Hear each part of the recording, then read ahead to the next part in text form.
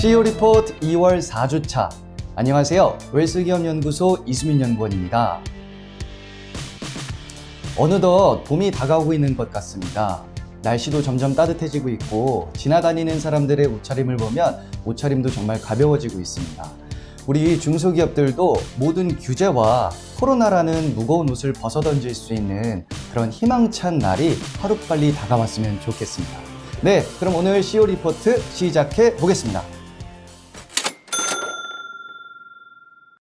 네, 첫 번째 소식입니다. 벤처기업으로 확인을 받으면 얻을 수 있는 수많은 혜택, 법인세 감면과 여러 정책자금 지원까지 정말 많습니다. 지난 2월 12일부터 벤처기업 확인 제도가 변경되었습니다. 잠시 후 이에 대해서 알아보도록 하겠습니다. 네, 두 번째 소식은 2020년 결산을 준비하는 우리 중소기업을 위해서 준비했습니다. 바로 연구인력개발비 세액공제 사전심사에 관한 내용인데요. 국세청에서는 세액공제의 불확실성을 해소하기 위해서 전담부서를 신설했다고 합니다. 이에 대해서도 잠시 후 알아보도록 하겠습니다. 네, 마지막 소식은 웰스기업연구소 정우일 소장님과 함께하는 대표님 2020년 결산은 꼼꼼하게 체크 시간입니다. 최근 세무조사의 트렌드와 자녀들의 자금 출처를 합법적으로 만들어줄 수 있는 내용에 대해서 한번 알아보도록 하겠습니다. 네, 첫 번째 소식입니다. 벤처기업 확인 제도가 변경되었습니다. 진짜 벤처다운 기업을 육성하겠다라는 취지인데요. 일단 벤처 확인 기관을 기존의 기보, 중진공, 벤처캐피탈 협회에서 이제는 민간 전문가 중심의 벤처기업 확인위원회로 변경이 되었습니다. 앞으로는 벤처기업의 아이템과 기술력 등을 더 취지에 맞게 평가하겠다라는 것인데요. 이 점 꼭 확인을 하셔야겠습니다.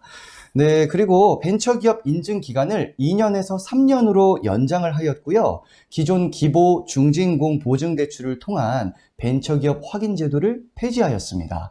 이 혁신성장의 확인 방법을 도입하였다는 것도 하나의 포인트가 되겠네요.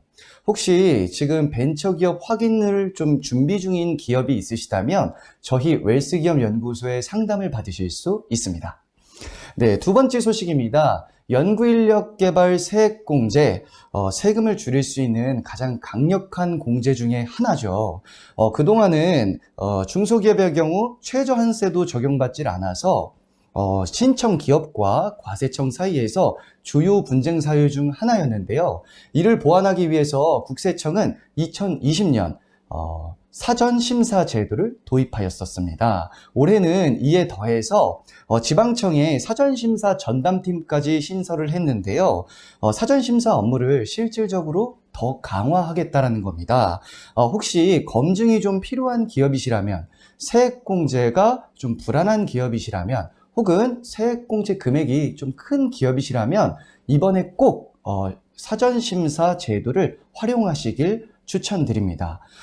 이 국세청 홈택스에서 법인세 신고 전까지만 신청이 가능하니까요. 혹시 이에 대해서 상담이 필요하시다면 저희 웰스기업연구소와 더 좋은 방향으로 진행을 하실 수가 있습니다.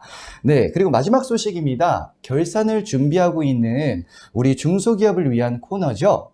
대표님, 2020년 결산은 꼼꼼하게 체크. 네, 정우일 소장님을 모시겠습니다. 네, 웰스기업연구소 정우일 소장입니다. 네. 자, 이번 주 우리가 대표님들께서 결산 시 꼼꼼하게 체크해야 될 이유들을 좀 설명드리고자 합니다. 자, 일단 지금 국세청에서 이제 자산가들에 대한 세무조사들이 진행되고 있는데 이 세무조사 트렌드를 좀 이해하실 필요가 있습니다. 자, 아무래도 국세청은 이제 그 발달된 전산을 활용을 해서 통합적으로 모든 시스템들을 세무조사의 적정성 여부를 판단하는 데 쓰고 있습니다. 그러다 보니까 아주 유효한 세무조사가 되는 거죠. 그리고 거래를 가장한, 그러니까 거래 실질을 좀 위장한 이 가공의 거래도 요즘엔 정말 잘 찾아내고 있습니다. 그래서 주변에 보시면 이런 분들이 아직도 많이 계시더라고요.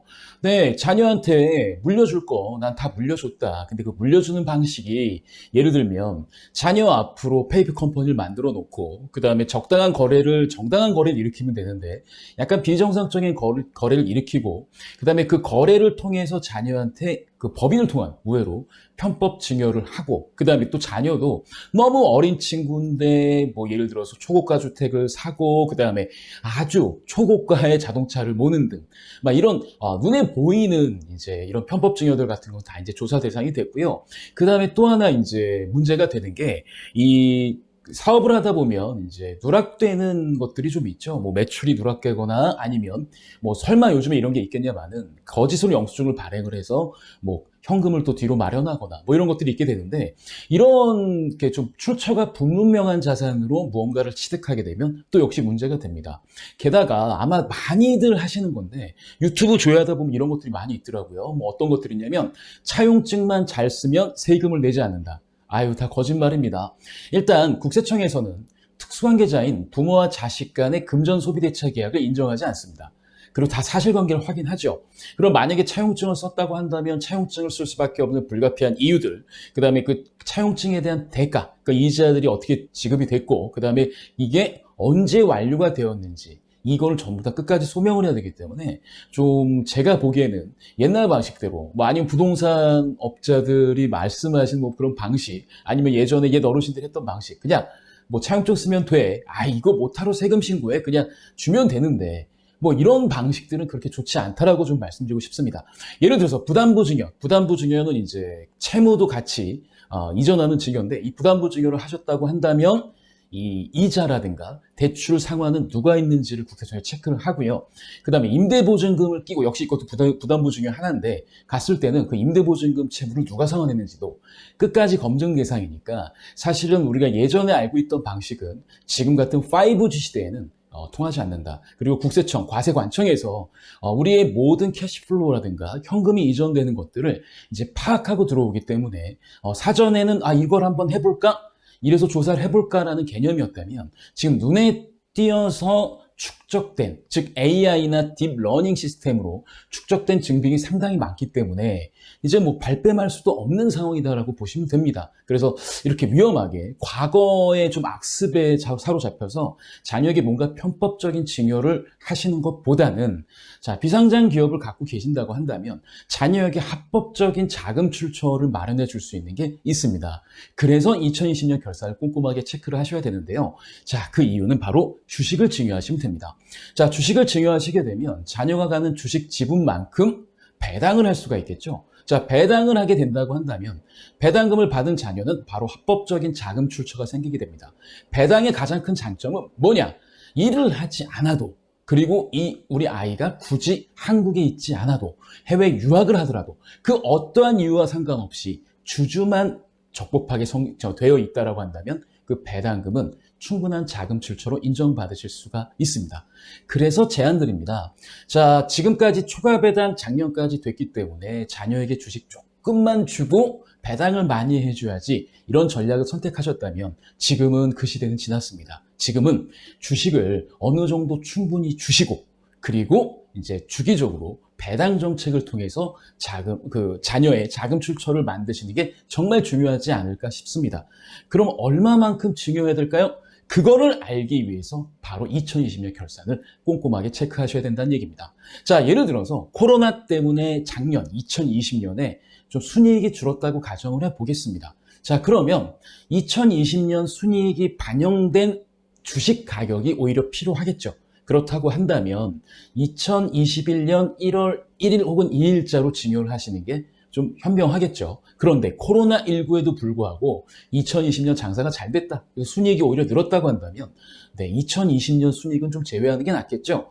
그걸 판단하기 위해서는 2020년 가결산 자료를 3월 초에, 적어도 초에 보시고, 그 다음에 2020년 결산 자료를 빨리 보신 다음에 우리 회사의 비상장 주식 가치가 얼마지, 세법상 평가액이 얼마지를 확인하신 다음에 언제 주식을 이전하는 게 더 좋은 타이밍인지를 체크를 하셔서 가급적 세금은 적게 주식은 많이 줄 수 있는 전략들을 수립하셔야 됩니다.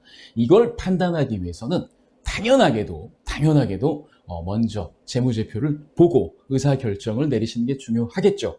자, 가장 중요한 핵심은 이제 과거처럼 편법, 그리고 세금을 탈루할 수 있는 방법은 더 이상 통하지 않는다는 겁니다.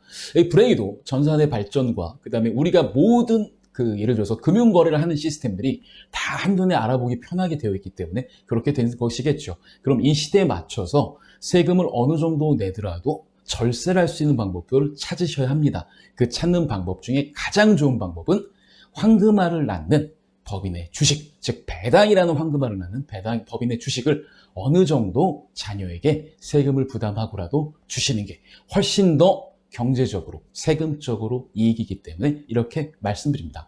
이번 주는 여기까지입니다. 네, 저희 웰스기업 연구소에서 준비한 소식은 여기까지입니다.